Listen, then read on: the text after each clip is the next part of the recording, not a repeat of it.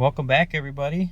Today we're going to be working on a piece that was originally designed by Sailor Jerry, otherwise known as Norman Keith Collins. I actually received this acetate stencil of his from the missus for Christmas last year, and I'm finally getting around to actually painting it. I thought it'd be a good first one to do in this kind of artist series that I've been wanting to do, since to me, Sailor Jerry was kind of the grandfather of tattooing, at least traditional Americana tattooing. I'm going to give, a real brief overview of kind of his life, basically the Cliff Notes version. If you're really interested in it, I would suggest checking out his documentary. You can find it on YouTube. It's called Hori Smoku, Sailor Jerry, The Life of Norman K. Collins. If you just search Sailor Jerry documentary, it'll pull it up. I think it's about an hour and 20 minutes long. It's really good. It's really, really good. We watch it in the shop. A couple times a month, I think. Sailor Jerry was born Norman Keith Collins. He was born in Reno in January 14th, 1911. He did move to Northern California, and that's kind of where he was raised, is in California. There was an Alaskan man by the name of Big Mike who actually taught Sailor Jerry the primitive side of tattooing, so the stick and poke method. But Jerry actually learned how to tattoo with kind of traditional coil machines by an artist named Tats Thomas in Chicago. For regular practice, Sailor Jerry would actually tattoo the drunks from Skid Row. He would buy them a bottle of cheap wine, or he'd give them a couple cents so they could buy it themselves. It's kind of funny because I know a couple tattooers out there that's what they did. They would tattoo the homeless. They would buy them some liquor, or buy them some food, and they'd get a tattoo out of it. So not the way I did it, but hey, you gotta learn. So, and if they're willing, so rock it. At the age of 19, Sailor Jerry joined the Navy, and that's kind of where he gets a lot of his, maritime tattoo inspiration was from his travels. A lot of his Asian kind of inspired designs come from, time he spent over in Asia. He was very, very influenced by that. And then, eventually he settled down in Hawaii, and he opened his shop up in Chinatown, and that was it. It kind of started his legacy there. Like I said, it's just a real brief overview. You could go on forever about that man. I will say we did an interview with Sailor Jerry. One of his apprentices was Mike Malone, and one of the gentlemen that I used to work for was brother-in-laws to Mike Malone. So we interviewed him on our tattoo podcast, and he told us a story about Sailor Jerry, that a gentleman opened a shop up down the street from Jerry.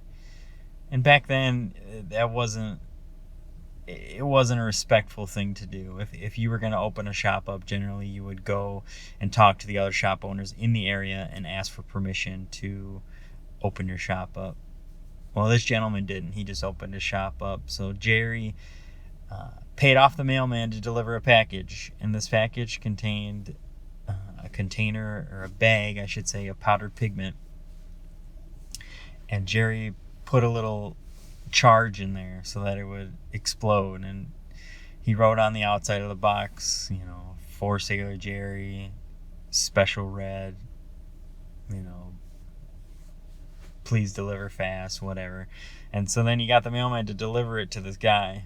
Well, a little later on, Sailor Jerry took a walk down to this shop and walked in and goes, "Hey, I think I had a package delivered here." And he said the whole inside of the shop was just covered with this red powdered pigment. So that's hysterical, and that's kind of classic tattooing. It was a school of the hard knocks, and you had to get respect and give respect. So I always find those stories interesting, whether it's for Sailor Jerry or just any kind of classic tattooer. That's about about a little quick synopsis on Sailor Jerry. Like I said, if you want to know more, definitely go check out that documentary. It's well worth the time. Even if you just want to put it on for background noise, you can still learn a lot, and it'll definitely keep your attention. So this design, like I said, was designed by him, and it was actually cut out on the acetate stencil. That's what you saw in the beginning, was an acetate stencil. That's how they actually used to apply the design to your skin. They would put a very thin layer of Vaseline on your skin, and they would fill that acetate stencil with carbon, so the carbon would fill the grooves, and then they would press it onto your skin, and that's how the stencil would actually transfer. Anyone who's gotten tattooed, I'd say more recently, we don't use that method anymore, but it's definitely got the job done. You had to really be careful about how you were tattooing, though, because that stencil was not as permanent as we can get them nowadays. It wouldn't take much to wipe the stencil away. You definitely sweat hard when your stencil starts disappearing nowadays. I can only imagine what it was like back then, when a strong breeze might blow that baby away. But yeah, so basically what I did is I took a photo of that stencil and kind of imported it into Procreate and made an actual hard stencil off of that. And then like my last video, I just transferred it over using a light box and kind of went to town. One thing I'll say about traditional designs in general is they do rely on a lot of black. You get the heavy black outline, plus you have a lot of heavy black shading. Like I was taught and told and have heard numerous times, the tattoo should look complete when the black shading's done. The color's kind of just an accent to it all, because eventually over time, when that color fades, your black will still be there, and you'll still be able to have a readable and recognizable tattoo. So when I paint my flash, I really try to make sure that my design's going to hold up with just the black, and then the color kind of just takes it to that next level. If you might not have noticed it because I've sped it up, but when I was painting the banner, I only did a little bit of black, and then I actually came back more and put even a heavier black and faded it out more, so that way I would have a better contrast, and would, in the skin it would hold a little better.